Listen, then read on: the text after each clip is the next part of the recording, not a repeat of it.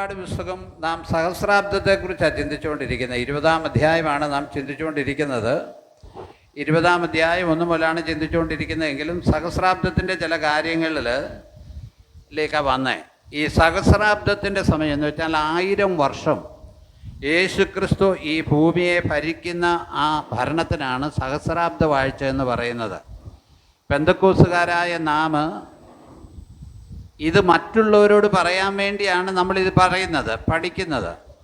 ഇപ്പോൾ അത്യാവശ്യം നമ്മുടെ ആളുകൾക്ക് വചനം അറിയാവുന്നതുകൊണ്ട് നമ്മുടെ ആളുകളോടൊന്നും ആരും എന്ത് ചെയ്യത്തില്ല, കൂടുതൽ സംസാരിക്കാൻ വരത്തില്ല. ഹല്ലേലൂയ. അപ്പം സഹസ്രാബ്ദം 1000 വർഷം, മില്ലേനിയം, അത് കർത്താവ് യെരൂശലേം തലസ്ഥാനമാക്കി ഈ ഭൂമിയെ ഭരിക്കുന്ന കാര്യമാണ്. അങ്ങനെ ഒരു വാസമുണ്ട്. ആളുകളില്ലെന്ന് പറഞ്ഞാലും ഉണ്ട്. ഞാൻ കഴിഞ്ഞ രാത്രി ഓർപ്പിച്ചതാണ്, സകല ജാതികളും ഇസ്രായേലിനെതിരായി വരുന്നൊരു സമയമുണ്ട്. ഇപ്പം 90% ആളുകളും ഇസ്രായേലിനെതിരായിട്ടാണ് നിൽക്കുന്നത്. എന്തിനാണ്? നമ്മുടെ കേരളത്തിൽ CPM എതിരാണ്, മുസ്ലിം ലീഗ് എതിരാണ്, കോൺഗ്രസും എതിരാണ്. ഇപ്പം ഇസ്രായേലിനോട് അനുകൂലമുള്ളവർ ആരാ ഉള്ളതെന്നറിയാം? BJP മാത്രമേ അനുകൂലമുള്ളൂ, അല്ലേ? അത്രേ ഉള്ളൂ. ബാക്കി ഇവരെല്ലാം എതിരാണ്. നമ്മുടെ പത്രം വായിച്ചാൽ അറിയരുതോ? ഇത് റെക്കോർഡ് ചെയ്ത് പോകുന്ന നമുക്കറിയാം അത്. അപ്പം 90% ആളുകൾ ഇസ്രായേലിനെതിരാണ്. അപ്പം നമ്മൾ പറഞ്ഞ തന്നെ സകല ജാതികളും. അപ്പം ഈ 90%-ൻ്റെ 10% കൂടെ മാറാൻ അധികം നേരം എന്ത് ചെയ്യില്ല, വേണ്ട. ആ 10% കൂടെ മാറി സകലരും എതിരായാൽ പിന്നെ എന്നാ ചെയ്യാൻ പറ്റും? സകലരും എതിരാകുമ്പോൾ അവർ യുദ്ധത്തിൽ തോക്കും. അപ്പോൾ അവർ കുത്തിയപങ്കിലേക്ക് നോക്കി എന്ത് ചെയ്യും? നിലവിളിക്കും. കുത്തിയപങ്കിലേക്ക് നോക്കി നിലവിളിക്കും. അപ്പോൾ മശിഹ രാജാതി രാജാവും കർത്താതി കർത്താവുമായി ഭൂമിയിലേക്ക് എന്ത് ചെയ്യും? വരും. അതാണ് സഹസ്രാബ്ദ വാഴ്ച. ഒന്നുകൂടെ ഓർപ്പിക്കുന്നു, അതിനു മുമ്പ് ദൈവസഭ ഇവിടുന്ന് മാറ്റപ്പെടും. അത് രഹസ്യവരവ്, കർത്താവിൻ്റെ രഹസ്യവരവാണ് ദൈവസഭ എടുക്കപ്പെടുന്നത്. തൻ്റെ കാന്തയുടെ അതപ്പോൾ അതിന് 7 വർഷം മുമ്പായിരിക്കും. ആ സമയവും നാളും നാഴികയും ആരും എന്ത് ചെയ്യുന്നില്ല, അറിയുന്നില്ല. ആ നാളും നാഴികയും. അതുകൊണ്ടാണ് അത് നമ്മൾ അതിനു വേണ്ടി വെയിറ്റ് ചെയ്യുന്നത്. സ്തോത്രം, ഹല്ലേലൂയ. നമ്മുടെ പ്രായവും ആയുസ്സും എല്ലാം അതിവേഗം ഓടിക്കൊണ്ടിരിക്കുക. അപ്പം നമുക്ക് ആ വരവിന് വേണ്ടി ഒരുങ്ങാനാണ് നമ്മൾ ആഗ്രഹിക്കുന്നത്. ഇപ്പോൾ നമ്മൾ പറഞ്ഞുകൊണ്ടിരിക്കുന്നത് സഹസ്രാബ്ദത്തെക്കുറിച്ചാണ്. സഹസ്രാബ്ദ കാലത്ത് പാലസ്തീനും യെരൂശലേമും എല്ലാം കൂടുതൽ ഫലഭൂഷ്ടിയുള്ളവരായിരിക്കും. ഫലഭൂഷ്ടി, അനുഗ്രഹിക്കപ്പെട്ട അനുഭവം. ഇപ്പം ഭൂമി തൻ്റെ അനുഭവം തരുന്നുണ്ടോ? ഭൂമി ഇപ്പോൾ അനുഭവം തരുന്നില്ല. നമ്മുടെ നാട്ടിൽ തെങ്ങിൻ്റെ കാര്യം തന്നെ ആലോചിച്ച് എനിക്കൊരു 2-3 തെങ്ങിൻ തൈയും കൂടെ വെക്കണമെന്ന് ആഗ്രഹമുണ്ട്. ഒരു കരിക്ക് കുടിക്കാനുള്ള ആശയമുണ്ടാണ്. വെച്ചാൽ കിട്ടുമോയെന്ന് പേടിച്ചിട്ട് വെക്കുന്നില്ല. കരിക്കായത് വരെയാണ് പെടന്നു പോയത്. ഭൂമി അനുഭവം തരുന്നില്ല. എന്ത് സാധനം അനുഭവം തരുന്നത്? ഒന്നും അനുഭവം തരുന്നില്ല. എന്നാൽ സഹസ്രാബ്ദ വാഴ്ച വരുമ്പോഴുണ്ടല്ലോ, സ്തോത്രം, 67-ാം സങ്കീർത്തനം 6-ാമത്തെ വാക്യം ഒന്ന് വായിച്ചേ. 67-ാം സങ്കീർത്തനം 6-ാമത്തെ വാക്യം. സഹസ്രാബ്ദ വാഴ്ചയുടെ സമയത്തേക്ക് ഭൂമി അതിന്റെ അനുഭവം തന്നിരിക്കുന്നു. ഭൂമി അതിന്റെ അനുഭവം എന്ത് ചെയ്തിരിക്കുന്നു? തന്നിരിക്കുന്നു. സ്തോത്രം, ഹല്ലേലൂയ. ഭൂമി അതിന്റെ അനുഭവം തന്നിരിക്കുക. ഹല്ലേലൂയ. നമ്മളൊക്കെ കൃഷിക്കാരായിരുന്നു. എൻ്റെ ചെറുപ്പത്തിൽ ഈ 105 മരമൊക്കെ എൻ്റെ ചെറുപ്പത്തിൽ ഇറങ്ങിയത്. അതിന് മുമ്പ് പാൽക്കലവും കോണലും നാടനും ഒക്കെ ഉള്ളായിരുന്നു. ആ 105 അങ്ങോട്ട് തുടങ്ങിക്കഴിഞ്ഞപ്പോഴത്തേക്ക് എന്തോ ഒരു സന്തോഷമായിരുന്നറിയാവോ റബ്ബർ കൃഷിക്കാർക്ക്. ഞങ്ങളൊക്കെ ആ റബ്ബറിനെ എങ്ങനെയാണെന്ന് ചോദിച്ചാൽ പൊന്ന് പോലെ നോക്കിക്കൊണ്ടിരുന്നത്. ചൂടെല്ലാം ചെത്തും, പുല്ല് അങ്ങനെ ചെത്തുന്ന കൊള്ളുകയല്ലെന്നാണ് പറയുന്നത്. എന്നാലും നമ്മുടെ ആഗ്രഹം കാണും. ചെത്തും, ചാണകപ്പൊടി കൊണ്ടുപോയിടും, ഇത് ചെയ്യും, തുരിശടിക്കും. എനിക്ക് നന്നായിട്ട് റബ്ബറിൽ പെയിൻറ്റ് ചെയ്യാൻ അറിയാം, തുരിശ്. അപ്പം തുരിശടിക്കുക എന്തിനാണെന്നറിയാം? ഇതിൻ്റെ അനുഭവം വലുതാണ്. ഒരു വലിയ പ്ലാസ്റ്റിക് ചിരട്ടയൊക്കെ, അന്ന് പ്ലാസ്റ്റിക് ചിരട്ടയില്ല, ഞങ്ങളൊക്കെ സാധാ ചിരട്ടയാണ്. എന്നിട്ട് ചിരട്ട മാറി വെക്കുക. അപ്പോൾ അതിൻ്റെ അനുഭവം എന്ന് പറയുമ്പോൾ അതൊരു വലിയ അനുഭവമാണ്. അതുപോലെ തെങ്ങും നെല്ലും എല്ലാം അതുപോലെ അനുഭവം തരിക എന്ന് പറഞ്ഞാൽ അത് വലിയ അനുഭവമാണ്. ഇപ്പോൾ ഈ അനുഭവം ഒന്നും കിട്ടുന്നില്ല, നമുക്ക് അനുഭവം ലഭിക്കുന്നില്ല. എന്നാൽ ആ സമയത്ത് ഭൂമി തൻ്റെ അനുഭവം എന്ത് ചെയ്യും? തരും. എസെക്കിയേൽ പ്രവാചകൻ്റെ പുസ്തകം 34-ാം അധ്യായം അതിൻ്റെ 27-ാമത്തെ വാക്യം വായിക്കുമ്പോൾ, വയലിലെ വൃക്ഷം ഫലം കായ്ക്കുകയും നിലം എന്ത് ചെയ്യും? എസെക്കിയേൽ 34:27. ഹല്ലേലൂയ. എൻ്റെ നിവാസം അവരോടുകൂടെ ഉണ്ടാകും. എസെക്കിയേൽ 34:27. വയലിലെ വൃക്ഷം എന്ത് ചെയ്യും? ഫലം കായ്ക്കും. Praise the Lord. ഹല്ലേലൂയ. വയലിലെ വൃക്ഷം, നമ്മുടെ വൃക്ഷം നമുക്ക് ഫലം തരുവാണെങ്കിൽ സ്തോത്രം. ഹല്ലേലൂയ. നമ്മൾ കടയിൽ പോയി 1 കിലോ മാങ്ങ തൂക്കി മേടിക്കുന്ന പോലാണോ? നമ്മുടെ ഈ മാവേ കഴിഞ്ഞ പ്രാവശ്യം ഉണ്ടായ മാങ്ങ എന്ന് പറഞ്ഞാൽ എത്ര കൊട്ട മാങ്ങ ഉണ്ടായത്. അപ്പോൾ നമ്മൾ ചിന്തിക്കണം, നമ്മൾ ചെമ്മീനും മാങ്ങായും വെക്കാൻ വേണ്ടി 2 മാങ്ങ പോയി തൂക്കി മേടിക്കുന്ന പോലാണോ അത്? ആ നാളിൽ ഈ വൃക്ഷമെല്ലാം അങ്ങ് ഫലം തരിക. വയലിലെ വൃക്ഷം ഫലം കായ്ക്കുകയും നിലം നന്നായി വിളകയും അവർ തങ്ങളുടെ ദേശത്ത് നിർഭയമായി വസിക്കും. എല്ലാം ഉണ്ടെങ്കിലത്തെ അനുഭവം എന്താ? ഹല്ലേലൂയ. ഇന്ന് എന്തെങ്കിലും വിളകൾ നമ്മുടെ നാട്ടിലുണ്ടോ? നമ്മൾ ഏതെങ്കിലും പണ്ട് നമ്മുടെ ചെറുപ്പത്തിലുണ്ടാകുന്ന സാധനങ്ങൾ ഒന്നുമില്ല, എല്ലാം വംശം വരെ പറ്റുപോയേക്കുക. നമ്മുടെ കപ്പ ഐറ്റം തന്നെ എത്ര ഐറ്റം സൈസ് കപ്പയുണ്ടായിരുന്നു? ഇല്ല, ഒന്നുമില്ല. ഞങ്ങൾക്കൊക്കെ കപ്പ പല ടൈപ്പ്, ഒറ്റനാമ്പന്, മലബാർ, പത്തനെട്ട് എന്ന് വേണ്ട, പിന്നെ ആമ്പക്കാടന് എന്നെല്ലാം പറഞ്ഞ് ഏതെല്ലാം സൈസ് കപ്പയുണ്ട്. ചേമ്പ്, ചേന, ചെറുകിഴങ്ങ്, ഇഞ്ചി, മഞ്ഞൾ, ഇതെല്ലാം ഇപ്പം എവിടെ ഉള്ള? ഒന്നുമില്ല. ഓമയടിച്ചെല്ലാം ഇരിക്കുക നമ്മൾ. പണ്ടത്തെ കാലത്ത് പ്രഷറോ ഷുഗറോ ഇതുപോലുള്ള രോഗമുണ്ടോ? ഇല്ല. കാരണം എല്ലാം നമ്മളിവിടെ ഉണ്ടാക്കി കഴിക്കുക. മുതിര, പഞ്ഞിപ്പുല്ല്, ഇതെല്ലാം നമ്മൾ കൃഷി ചെയ്തിട്ടുള്ളതാണ്. ഇതൊന്നും ഇപ്പം നമ്മുടെ ഇടയിൽ ഇല്ല, കാണാനില്ല. കാരണം ഇതൊന്നും വിള ഇപ്പം എന്ത് ചെയ്യുന്നില്ല, തരുന്നില്ല. പിന്നെ ചില ആളുകൾ ഇതിൻ്റെ എല്ലാം വിത്തുകൾ സൂക്ഷിക്കാൻ ദൈവത്തിൻ്റെ ആത്മാവ് പ്രേരിപ്പിക്കുന്ന ചിലരുണ്ട്. പെന്തക്കോസുകാരൊന്നും അല്ല കേട്ടോ. ഞാൻ ഇന്നലെ ഒരുത്തം വായിച്ചു, എത്ര ഇനം നെല്ല് അയാളുടെ വീട്ടിലുള്ളതെന്നറിയാമോ? ആ മനുഷ്യനോട് നിങ്ങൾ ചിന്തിക്കരുത് ഇത് യാദൃശ്യമാണെന്ന്. ദൈവത്തിൻ്റെ ആത്മാവ്, അദ്ദേഹം പെന്തക്കോസുകാരനല്ല, വിശ്വാസി അല്ലേലും അദ്ദേഹം ദൈവം സൃഷ്ടിച്ച ഇതിനെയെല്ലാം സംരക്ഷിക്കാൻ എന്ത് ചെയ്തേക്കുവാണ് കൊടുത്ത്. കാരണം ഇതില്ലാതായി പോകാതിരിക്കാൻ വേണ്ടി, സംരക്ഷിക്കാൻ വേണ്ടി. അതുപോലെ വൃക്ഷങ്ങൾ, അതിന് ചില ആളുകൾ, കൂടുതലും ബ്രാഹ്മൺസാണ്, അവരവരുടെ പറമ്പുകളിൽ എല്ലാം വെച്ചുപിടിക്കും, എല്ലാ മരങ്ങളും എല്ലാം. ചില മഠങ്ങളിലെ അച്ഛന്മാർ വെച്ചുപിടിപ്പിക്കുന്ന കണ്ടിട്ടുണ്ട്, സകല സൈസിലുള്ളത്. എനിക്കിപ്പോൾ മനസ്സിലായൊരു കാര്യമുണ്ട്, ഇതെന്തിനാ അവരിത് കളയാതെ നിർത്തിയേക്കുന്നതെന്നറിയാമോ? ഇതെല്ലാം ഇനി നിറയാൻ പോവുക. ഈ വൃക്ഷങ്ങളും ഫലങ്ങളും എല്ലാം എന്ത് ചെയ്യുക? നിറയാൻ പോവുക. ഈ നിറഞ്ഞു കഴിഞ്ഞാലത്തെ ഗുണം എന്നാണെന്നറിയാമോ? നമുക്കറിയാം, ഇസ്രായേൽ മക്കൾ ദേശം ഒറ്റുനോക്കാൻ പോയി കഴിഞ്ഞപ്പോൾ, യോശുവയും കാലേബും ചേർന്നുള്ള ആളുകളും കൂടെ പോയിച്ച് വന്നു കഴിഞ്ഞപ്പോൾ 2 പേര് തണ്ട് കെട്ടിയാണ് ഒരു മുന്തിരി എന്ത് ചെയ്തത്? മുന്തിരിക്കൊല ചുമന്നുകൊണ്ട് വന്ന്.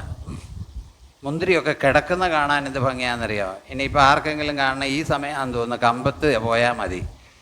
കൊമളിയിലോട്ട് അങ്ങോട്ട് ഇറങ്ങി ചെന്ന് കഴിയുമ്പോൾ മുന്തിരിത്തോട്ടമുണ്ട്. ചില ആളുകൾ നമ്മളെ കയറ്റും, ചില ആളുകൾ മുന്തിരിക്കകത്ത് കയറ്റത്തില്ല. കാരണം മലയാളിയല്ലേ പോകുന്നത്, പറിച്ച് കീശയിലിടും. അത് കാരണം ചില ആളുകൾ കയറ്റും. എന്ത് രസമാണെന്നറിയാം അതിനകത്തോടൊക്കെ ഒന്ന് കയറിപ്പോയാൽ. അപ്പോൾ ഈ മുന്തിരി 2 പേര് കെട്ടിച്ചുമന്ന് അതിൻ്റെ സമൃദ്ധിയായിട്ട് അവർ വരിക. ഈ സമൃദ്ധി ഒരു നല്ലതാണ് കേട്ടോ. നമ്മളെല്ലാത്തിനും നെഗറ്റീവ് പറയരുത്. നമുക്കിഷ്ടം പോലെ ഉണ്ടെങ്കിൽ, ഹല്ലേലൂയ, എല്ലാം ഉണ്ടെങ്കിൽ, സമൃദ്ധി എന്ന് പറഞ്ഞാൽ ഞങ്ങൾക്കൊക്കെ പശു ആടും ഒക്കെ ഉണ്ടായിരുന്ന ഇഷ്ടം പോലെ പാലുള്ള പശുക്കളാണ്. അങ്ങോട്ട് ചെന്നിരുന്ന ഞങ്ങളൊക്കെ പച്ചപ്പാൽ കുടിക്കുമായിരുന്നു ചെറുപ്പത്തിൽ. കാരണം ആളുകൾ പറഞ്ഞു തന്നിട്ടുണ്ട് പച്ചപ്പാൽ കുടിച്ചാൽ ആരോഗ്യമാണ്. 1 ലിറ്റർ കപ്പിൻ്റെ 1 ലിറ്ററൊക്കെ ഞങ്ങൾ കുടിക്കുമായിരുന്നു. അവിടെ ഇരുന്ന് തന്നെ ചൂടോടെ കുടിക്കുമായിരുന്നു. അതുപോലെ തന്നെ അപ്പോൾ ആ ഒരു സമൃദ്ധി നമ്മുടെ വീട്ടിലുണ്ടെങ്കിൽ, സമൃദ്ധി എപ്പോഴും നല്ലതാണ്, ദാരിദ്ര്യമല്ല നല്ലത്, സമൃദ്ധിയാണ് നല്ലത്. അപ്പോൾ നമ്മൾ ഒരു സമൃദ്ധിക്ക് വേണ്ടി നമ്മൾ ആഗ്രഹിക്കുകയും ചെയ്യണം കേട്ടോ. എപ്പോഴും കഷ്ടവും ഞെരുക്കവും അതിനുവേണ്ടി ആഗ്രഹിക്കരുത്. വരുമ്പോൾ വരുന്ന വഴി പോട്ടെ. പലരും കഷ്ടത്തിൽ കൂടെയും പ്രയാസത്തിൽ കൂടെയും ഒക്കെ പോകുന്നത്. നമ്മുടെ കുഞ്ഞുങ്ങളൊക്കെ പല രോഗത്തിൽ കൂടെ പോകുന്നുണ്ട്, പ്രയാസങ്ങളിൽ കൂടെ പോകുന്നുണ്ട്. സ്തോത്രം, ഹല്ലേലൂയ.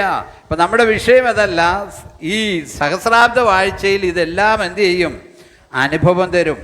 റോമാലേഖനം 8-ാം അധ്യായം അതിൻ്റെ 20-21 വാക്യം വായിക്കുമ്പോൾ ഈ മൃഗലോകത്തിന് തന്നെ ഒരു വിടുതലുണ്ട്. സ്തോത്രം. മൃഗലോകം നമ്മൾ ഉദ്ദേശിക്കുന്ന പോലെ അന്ന് ഒന്നിനെ കൊന്നു തിന്നുകയില്ല. ഹല്ലേലൂയ.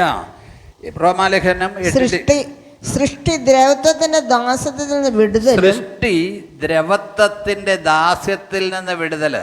ദൈവമക്കളുടെ തേജസ്സാകുന്ന സ്വാതന്ത്ര്യം. സൃഷ്ടി ദ്രവത്വ, എല്ലാത്തിനും ദ്രവത്വമാണ്.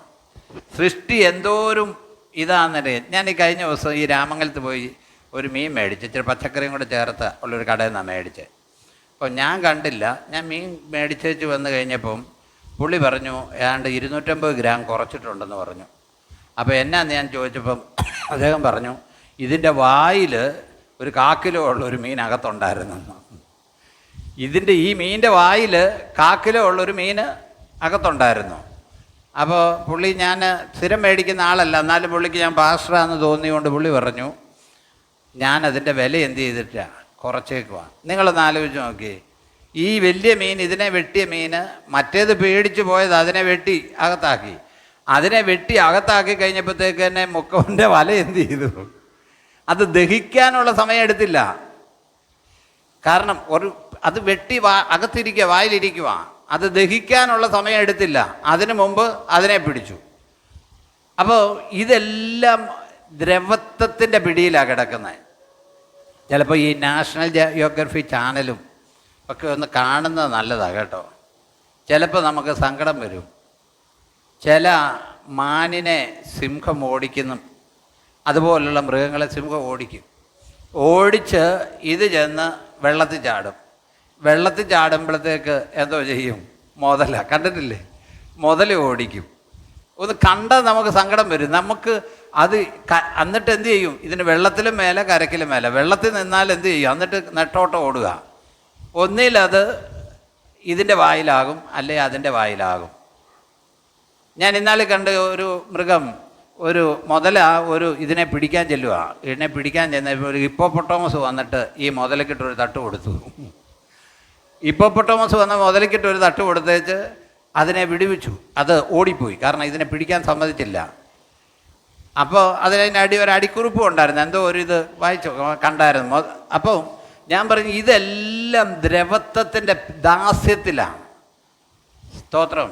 കഴിഞ്ഞ ദിവസം ഞാൻ കണ്ടു ആനക്കുഞ്ഞിനെ പിടിച്ചു. അത് കിടന്ന് കാറി അതിനെ കൊന്നേനോ. അപ്പോഴത്തേക്ക് വലിയ ആന വന്നിട്ട് അത് വീണു. ആനക്കുഞ്ഞ് എന്ന് വെച്ചാൽ 3-4 വയസ്സുള്ള ആനക്കുഞ്ഞാണ്. അതിൻ്റെ പുറത്ത് കയറിയിരുന്ന് അതിനെ കൊല്ലാൻ തുടങ്ങുക. അപ്പോഴത്തേക്ക് മറ്റേത് വന്ന് രക്ഷപ്പെടുത്തി. അതും ഈ വലിയ ആനയെന്ന് പറഞ്ഞാലും അതും പേടിച്ചലറുക. അപ്പോൾ എല്ലാം ദ്രവത്വത്തിൻ്റെ പിടിയിലാണ്, ദ്രവത്വത്തിൻ്റെ ദാസ്യത്തിൽ. ഈ ലോകം മുഴുവനും എന്ത് ചെയ്യുക? പിടിയിലാണ്. ഹല്ലേലൂയ. ഇന്ന് സ്റ്റാൻ ഇങ്ങോട്ട് ചെന്നപ്പോൾ ആ വിറകുവരയുടെ അവിടെ കണ്ട് വലിയൊരു പാമ്പിനെ കണ്ടെന്ന് പറഞ്ഞു. അപ്പോൾ തല വലുതാന്ന് പറഞ്ഞു. ഞാൻ പറഞ്ഞ കോബ്രയാണെന്ന്, ഇന്നിപ്പോഴത്തെ മൂർഖനാന്ന്. എന്നിട്ട് അവൻ അതിൻ്റെ പടം എടുത്ത് അതാന്ന് പറഞ്ഞു. അപ്പോൾ ഇതിനകത്ത് അത് പിന്നെ അവൻ അങ്ങോട്ട് പോകുന്നില്ല. അപ്പോൾ വേറൊരു കാര്യം പറയാം, അത് ഇതിലൂടെ കണ്ട് പാസ് ചെയ്യുന്നതുകൊണ്ട് ഒറ്റ എലി ഇവിടെ ഇല്ല. ഇപ്പം കപ്പയിട്ടത് കിട്ടി. ഇപ്പം മനസ്സിലായോ? മൂർഖനെ കൊല്ലരുതെന്ന് ആളുകൾ, ഗവൺമെൻറ് പറയുന്നതിൻ്റെ കാര്യം മനസ്സിലായോ? നമ്മുടെ പറമ്പിലിട്ട് 5-6 കപ്പ ഇട്ടത് ഒറ്റ കപ്പയും എലി തിന്നില്ല. അപ്പോൾ ഇതിലൂടെ മൂർഖൻ എന്ത് ചെയ്യുന്നുണ്ട്? നടക്കുന്നുണ്ട്. അപ്പം ഇതെല്ലാം ഇപ്പം നമ്മുടെ തേങ്ങ ഇല്ലല്ലോ. തേങ്ങ ഉണ്ടായിരുന്ന സമയത്ത് എലി കുത്തിക്കളയുമായിരുന്നു. ഇപ്പോൾ ഉള്ളവരുടെ ഇലയിൽ നിന്ന് എലി കുത്തുന്നില്ല. എലിയൊക്കെ ഇവൻ പിടിച്ചു. അപ്പോൾ ഇങ്ങനെ ഒരു ഇടപാടായി ഇപ്പം നടന്നുകൊണ്ടിരിക്കുന്നത്. ഇതിനി പറഞ്ഞ നാളെ മുതൽ എലി വരുമോ എന്നറിയത്തില്ല കേട്ടോ. കാരണം ഇങ്ങനെ ഇതെല്ലാം ദ്രവത്വത്തിൻ്റെ പിടിയിലാണ്, ദാസ്യത്തിൻ്റെ പിടിയിലാണ്. എന്നാൽ സഹസ്രാബ്ദ വാഴ്ചയിൽ ഒന്നൊന്നിനെ എന്ത് ചെയ്യല, കൊന്നു തിന്നുകയല്ല. നമുക്ക് വായിക്കുമ്പോൾ നേശയപ്രവയിലേക്ക് വേണം, സിംഹം എന്ത് ചെയ്യും, വൈക്കോല് തിന്നും. പിള്ളേർ അണലിയുടെ പോതുങ്കൽ പോയി എന്ത് ചെയ്യും, കളിക്കും. കാരണം അതിനന്നേരം വിഷമില്ല, അതിനന്നേരം വിഷമില്ലെന്ന്. അപ്പോൾ ആ അവസ്ഥ ഒന്ന് ആലോചിച്ച് നോക്കിക്കേ. ഒന്നിനെ കൊന്നു തിന്നാത്തൊരവസ്ഥ. ലോകത്തിൻ്റെ വ്യവസ്ഥ തന്നെ മാറുക. സസ്യലോകത്തിൻ്റെ വ്യവസ്ഥ മാറി, മൃഗലോകത്തിൻ്റെ മാറി. സ്തോത്രം, ഹല്ലേലൂയ. ഓശയ പ്രവാചകൻ്റെ പുസ്തകം 2-ാം അധ്യായം 18-ാമത്തെ വാക്യം. ആ കാലത്ത്, മീഖ 4:3 വായിച്ചേര്. അക്കാലത്ത് ജനം യുദ്ധം അഭ്യസിക്കയില്ല, യുദ്ധായുധങ്ങൾ കൃഷി ആയുധങ്ങളായിട്ട് ഉപയോഗിക്കും. ഈ യുദ്ധത്തിന് വേണ്ടി മുടക്കുന്ന കാശ് ഇന്ന് ലോകത്തിലുണ്ടെങ്കിൽ എത്ര ആശുപത്രി പണിയായിരുന്നു. നമ്മൾ ശ്രദ്ധിക്കണം. ഇവിടുന്ന് അയക്കുന്ന ഒരു റോക്കറ്റ് അല്ലെങ്കിൽ ഒരു ബോംബ് അവിടെ ചെന്ന് വീഴുമ്പോൾ എത്ര കോടി രൂപ എന്നറിയാം ആ ഒരു റോക്കറ്റിന് വേണ്ടി മുടക്കുന്നത്. ഒരു അഗ്നി മിസൈൽ അവിടെ ചെന്ന് വീണെങ്കിൽ കോടികളാണ് മുടക്കുന്നത്. ഹല്ലേലൂയ. നമ്മൾ ശ്രദ്ധിക്കണം. ഒന്ന് വായിച്ച് ഓശയ 2:18. ഞാൻ വില്ലും അന്നാളിൽ ഞാൻ അവർക്ക് വേണ്ടി കാട്ടിലെ മൃഗങ്ങളോടും ആകാശത്തിൽ ഓശയ 2:18. ഞാൻ വില്ലും വാളും യുദ്ധവും ഭൂമിയിൽ നിന്ന് നീക്കി, ഞാൻ വില്ലും വാളും യുദ്ധവും ഭൂമിയിൽ നിന്ന് എന്ത് ചെയ്യും, നീക്കി അവരെ നിർഭയം വസിക്കുമാറാക്കും. ഇതില്ലെങ്കിൽ പേടിക്കേണ്ട കാര്യം വല്ലതും ഉണ്ടോ? പേടിക്കണ്ടേ, ഭയപ്പെടേണ്ട കാര്യമില്ല. നിർഭയം, ഒന്നും ചെയ്യത്തില്ല. ഗൾഫ് രാജ്യങ്ങളിൽ പെണ്ണുങ്ങൾക്ക് ഏത് പാതിരാത്രി നടക്കാം. ഗൾഫ് രാജ്യങ്ങളിൽ രാത്രിയിൽ പെണ്ണുങ്ങൾക്ക് എവിടെ വേണേലും നിർഭയമായിട്ട് നടക്കാം, ആരും ഉപദ്രവിക്കത്തില്ല. എന്താ കാര്യം എന്നറിയാമോ? ഉപദ്രവിച്ച ചോദ്യവും പറച്ചിലും ഒന്നുമില്ല, നാട് കാണുകയല്ല, പബ്ലിക്കായിട്ട് റോഡിൻ്റെ നടുവിൽ നിന്ന് വെട്ടിക്കൊല്ലും കഴുത്ത്. പബ്ലിക്കായിട്ടാണ് കൊല്ലുന്നത്, റോഡിൻ്റെ നടുവിൽ നിന്ന് വെട്ടിക്കൊല്ലും. അപ്പം ആരും എന്ത് ചെയ്യാൻ പറ്റത്തില്ല, ഒരു കാര്യത്തിനും പോകില്ല, സുഖമായിട്ട് നടക്കാം. സ്തോത്രം, ഹല്ലേലൂയ. നമ്മുടെ ഇവിടെ ആണല്ലോ അടുത്ത പിന്നെ ജാമ്യമായി, പിന്നെ അതായി ഇതായി, പിന്നെ വാദി എന്ത് ചെയ്യും, പ്രതിയായി മാറും. അപ്പോൾ ഇവരിപ്പോൾ നിർഭയമായി വസിക്കുക, അവർക്ക് യുദ്ധത്തെക്കുറിച്ച് പേടിക്കേണ്ട കാര്യമില്ല. നമ്മളിപ്പോൾ നിർഭയമായിട്ട് വസിക്കുകയല്ലേ, നമുക്ക് യുദ്ധം വരികയല്ലെന്നൊക്കെ പറഞ്ഞ് ആർക്കെങ്കിലും എന്തെങ്കിലും വിട്ടിത്തരം ഒന്ന് തോന്നിയാൽ എല്ലാം തീരും. ഹല്ലേലൂയ, സ്തോത്രം. അടുത്തത് മീഖാ പ്രവചനം 4:3 പറയുകയാണ്, അവർ തങ്ങളുടെ വാളുകളെ കൊഴുക്കളായും കുന്തങ്ങളെ വാക്കത്തികളായും അടിച്ചു തീർക്കും. സ്തോത്രം. ഈ യുദ്ധോപകരണങ്ങളെ കുറിച്ച് പറയുന്നതേ ഉള്ളൂ, അന്ന് അങ്ങനെ എഴുതിയിരിക്കുന്നേ. അതുകൊണ്ട് അന്നേരം നാട്ടിൽ കൃഷിയാ കൂടുതൽ. ഞാൻ മുമ്പേ പറഞ്ഞില്ലേ, കൃഷി അനുഭവങ്ങൾ കൂടും. അന്നേരം നാട്ടിൽ കൃഷിയാണ് കൂടുതൽ. അപ്പം ഈ കൃഷി ഉപകരണങ്ങളാണ് അന്നേരം ഉണ്ടാക്കുന്നത്. സ്തോത്രം. അല്ലാതെ യുദ്ധോപകരണങ്ങളല്ല. അപ്പം സഹസ്രാബ്ദത്തിൻ്റെ ഗുണങ്ങൾ നമ്മൾ ശ്രദ്ധിക്കണം. യെശയ്യാ പ്രവാചകൻ്റെ പുസ്തകം 65-ാം അധ്യായം 20 വാക്യങ്ങൾ നമ്മൾ വായിക്കുമ്പോൾ മരണം അപൂർവമായിരിക്കും.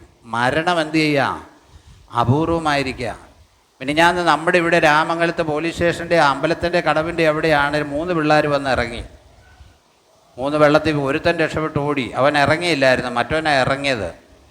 മറ്റേ രണ്ടാമത്തവൻ്റെ എഞ്ചിനീയറിങ് തീർന്ന പിള്ളേർ. ആ മാതാപിതാക്കൾ എങ്ങനെ സഹിക്കും? ലോൺ എടുത്ത് എഞ്ചിനീയറിങ് പഠിപ്പിച്ച് എഞ്ചിനീയറിങ് കഴിഞ്ഞേച്ച് വരുന്ന പിള്ളേരാണ്. ഇന്ന് ഞാൻ രാമംഗലത്ത് പെട്രോൾ പമ്പിൻ്റെ അവിടെ ചെന്നപ്പോൾ കുറേ ചെറുസെറ്റ് പിള്ളേർ മോട്ടോർ സൈക്കിളിൽ വന്ന് തൊപ്പി വെച്ചതുകൊണ്ട്, തൊപ്പി വെക്കാത്തതുകൊണ്ട്, കയ്യെ ഹെൽമെറ്റ് തൂക്കിയേക്കുന്നുണ്ട്. എങ്ങോട്ടാടാ പോകേണ്ടതെന്ന് ചോദിച്ചുകൊണ്ടിരിക്കുന്നത്. എവിടെ വഴി അറിയത്തില്ല. ഇതിൽ എല്ലാം വീട്ടിൽ നിന്ന് ഇങ്ങനെ കള പോലെ ഇറങ്ങിയേക്കുക. ഇതൊക്കെ എവിടോട്ട് ചെല്ലാനാ? അപ്പോൾ നമ്മൾ ശ്രദ്ധിക്കണം, മരണം അങ്ങ് വ്യാപരിച്ചിരിക്കുക.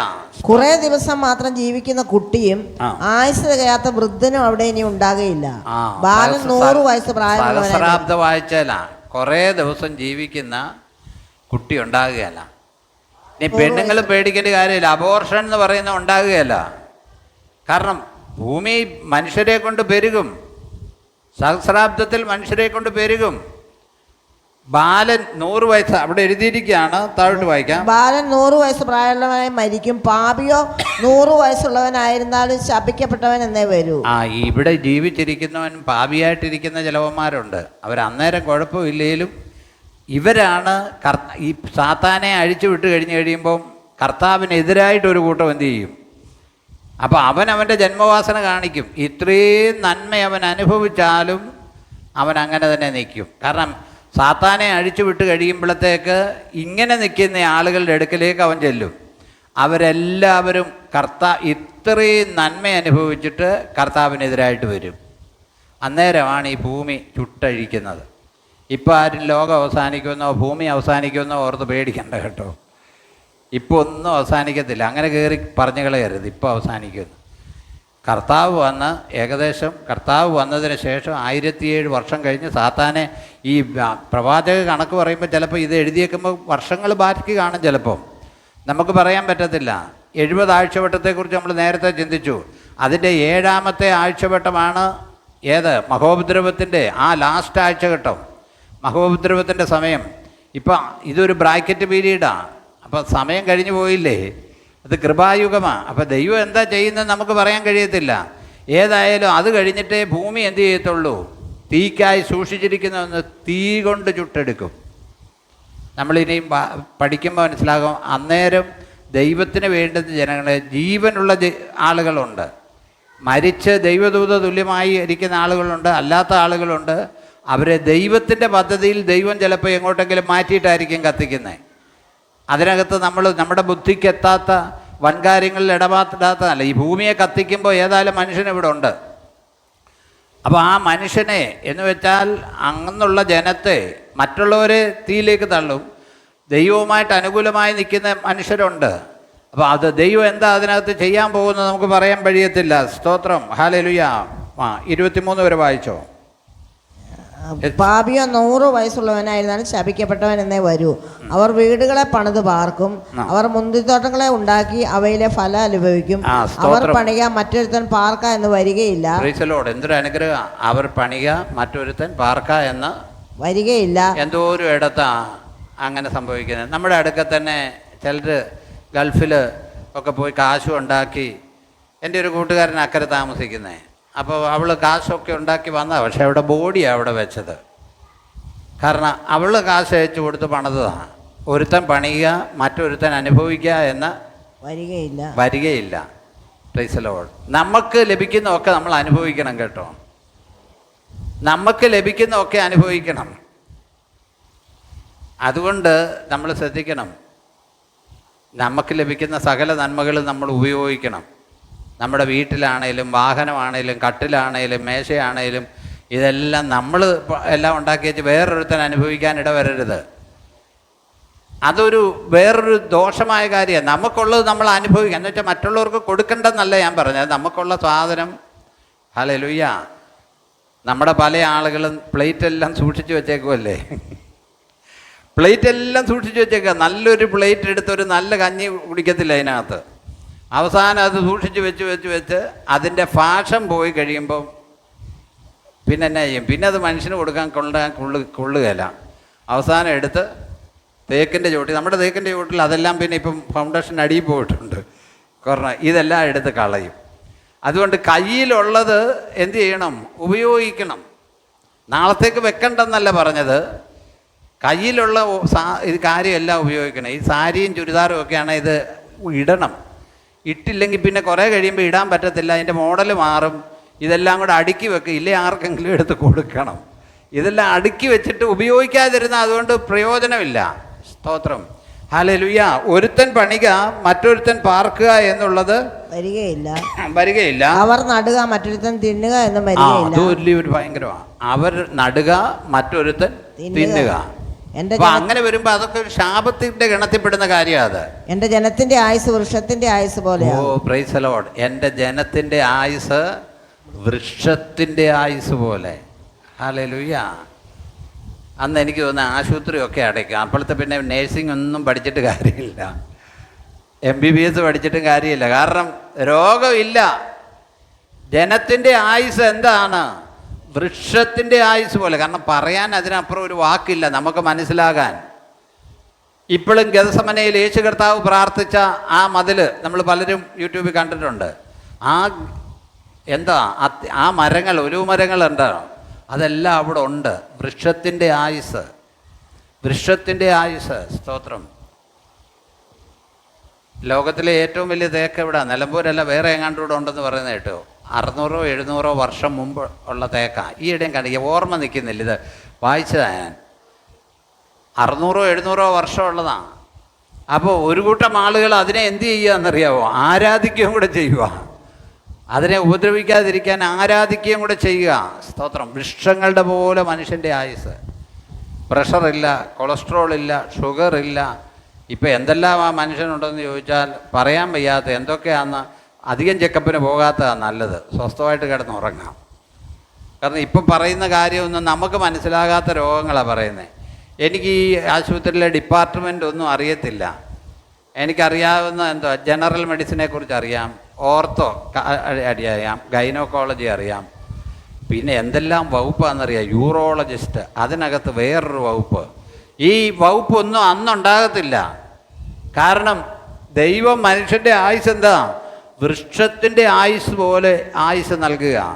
ഈ സഹസ്രാബ്ദത്തിൽ വെളിപ്പാട് 20:1-2 വായിക്കുമ്പോൾ പിശാചിനെ 1000 വർഷത്തേക്ക് അഗാധഭൂതത്തിൽ തള്ളിയിടും. അത് നമ്മൾ വായിച്ചേക്കുന്നതാണ്. സ്തോത്രം. ഹല്ലേലൂയ. യെശയ്യാവ് 32:1 വരുമ്പോഴും അപ്പോസ്തലപ്രവൃത്തി 17:31 വരുമ്പോൾ 1-2 വാക്യം കൂടെ വായിച്ച് അവസാനിപ്പിക്കാം. സ്തോത്രം. ഹല്ലേലൂയ. യെശയ്യാവ് 32:1 ഒരു രാജാവ് നീതിയോടെ വാഴും. അതാണ് വേദപുസ്തകത്തിൽ പറഞ്ഞിരിക്കുന്ന രാജാവ്. ഒരു രാജാവ് നീതിയോടെ എന്ത് ചെയ്യും? വാഴും. നമ്മുടെ കർത്താവ് നീതിയോടെ വാഴും. പുസ്തകത്തിൽ കൃത്യമായി പറഞ്ഞിരിക്കുന്നത്. ഇതൊന്നും കളിയൊന്നുമല്ല. ഒരു രാജാവ് നീതിയോടെ വാഴും. പ്രഭുക്കന്മാർ ന്യായത്തോടെ അധികാരം. അപ്പോസ്തലപ്രവൃത്തി 17:31 വായിക്കുമ്പോൾ താൻ നിയമിച്ച പുരുഷൻ മുഖാന്തരം അതാണ് യേശുക്രിസ്തുവിനെ കുറിച്ച് പറയുക. താൻ നിയമിച്ച പുരുഷൻ മുഖാന്തരം ലോകത്തെ നീതിയിൽ ന്യായം വിധിപ്പാൻ ഒരു ദിവസത്തെ നിശ്ചയിച്ചിട്ടുണ്ട് കേട്ടോ. ആ ദിവസം ഇതുവരെ ആയിട്ടില്ല.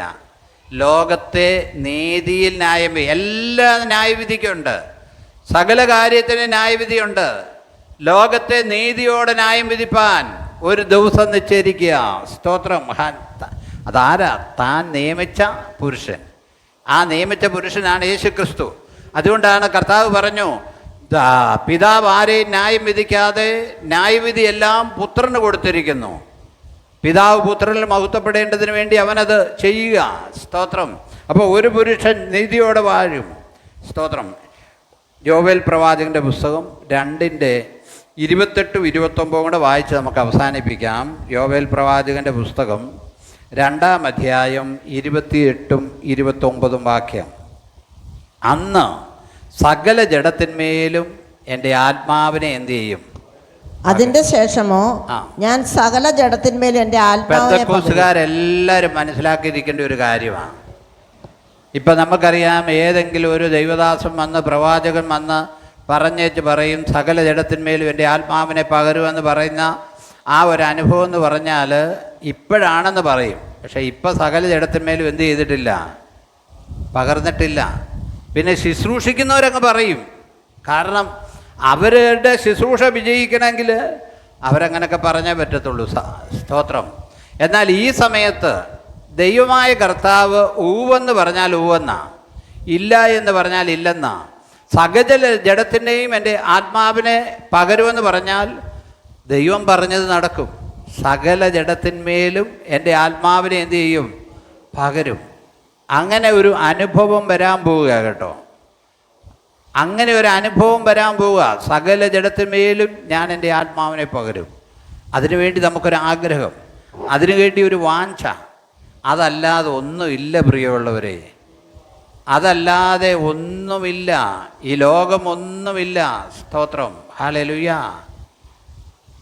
ലോകം. സ്തോത്രം. ഹല്ലേലൂയ. ഈ കാലത്ത് പ്രായമുള്ള മാതാപിതാക്കളെ ആരാ അംഗീകരിക്കുന്നത്? തീരെ. കഴിഞ്ഞ ദിവസം ഒരു ഗൾഫുകാരൻ്റെ കഥ ഞാൻ കണ്ടു. പുള്ളി ഗൾഫിൽ നിന്ന് ഇവിടെ വന്നു കഴിഞ്ഞപ്പോൾ പുള്ളിക്ക് ഒരു വണ്ടി മേടിക്കണം. മോൻ പറഞ്ഞ എൻ്റെ പേര് മേടിച്ചാൽ മതി എന്ന് അവൻ്റെ പേരിൽ അപ്പൻ്റെ പേര് മേടിക്കണ്ടെന്ന്. അപ്പോൾ പുള്ളിയുടെ സങ്കടം എന്നാന്ന് ചോദിച്ചാൽ പുള്ളി ഇത്രയും നാൾ ഗൾഫിൽ കിടന്ന് പണിയെടുത്തേച്ച് വന്നപ്പോൾ ഒരു വണ്ടിയെങ്കിലും തൻ്റെ പേര് മേടിക്കണമെന്ന് ആഗ്രഹം തോന്നിയിട്ട് അത് മേടിക്കാൻ മക്കൾ എന്ത് ചെയ്യല, സമ്മതിക്കത്തില്ല. സ്തോത്രം, ഹല്ലേലൂയ. നിങ്ങൾ കണ്ടിട്ടില്ലേ ചില അപ്പന്മാരോട് ഗൾഫിൽ നിന്ന് റിട്ടയർഡായി വന്ന് നിരാശരായി വരുന്ന ആളുകളോട് സ്വന്തം ഭാര്യ പറയുക, മനുഷ്യ എന്തിനാ ഇവിടെ വന്ന് നിൽക്കുന്നത്, നിങ്ങൾക്ക് പോകരുതെന്ന് തിരിച്ച്. എത്ര പേരുടെ കഥ നമ്മൾ വായിച്ചിട്ടുണ്ട്. എന്തിനാ മനുഷ്യ ഇവിടെ വന്ന് നിൽക്കുന്നതെന്ന് തിരിച്ചു പോകാൻ. തിരിച്ചു പോയ മക്കൾക്ക് ബൈക്ക്, മോക്ക് ആഭരണം, മോളെ കെട്ടിക്കാൻ കാശ്. പക്ഷേ പിന്നെയും അപ്പനോട് പറയുക നിങ്ങൾ പൊക്കോളാൻ. എന്തിനാ ഇനി വയസ്സുകാലത്ത് അവിടെ ഗൾഫിലൊക്കെ കിടക്കുന്നത് നിങ്ങൾ കണ്ടിട്ടുണ്ടോ? തട്ടായിട്ട് ഓരോ മുറിയിൽ ചിലരൊരു ലുങ്കിയൊക്കെ വലിച്ചു കെട്ടി ആ മറച്ച് കേൾക്കുന്ന ഈ സൈഡ്, അങ്ങനെ അവർ കിടക്കുന്നല്ല. അവിടെ കായ്ക്കുന്ന മരമൊന്നുമില്ല. അപ്പോൾ ഈ ലോകം അത്രയേ ഉള്ളൂ. സ്തോത്രം. അതുകൊണ്ട് കർത്താവുമായുള്ള ബന്ധമായ ഏറ്റവും വലുത്. അതിനുവേണ്ടി ഒരുങ്ങിയിരുന്നാൽ നിത്യതയോളം നമുക്ക് കർത്താവിനോടൊപ്പം സന്തോഷിപ്പാൻ കഴിയും. നമ്മുടെ കർത്താവ് വരും, നിശ്ചയമായ കാര്യമാണ്. അതുകൊണ്ട് വിശുദ്ധിയോടെ വേർപാടോടെ നമുക്ക്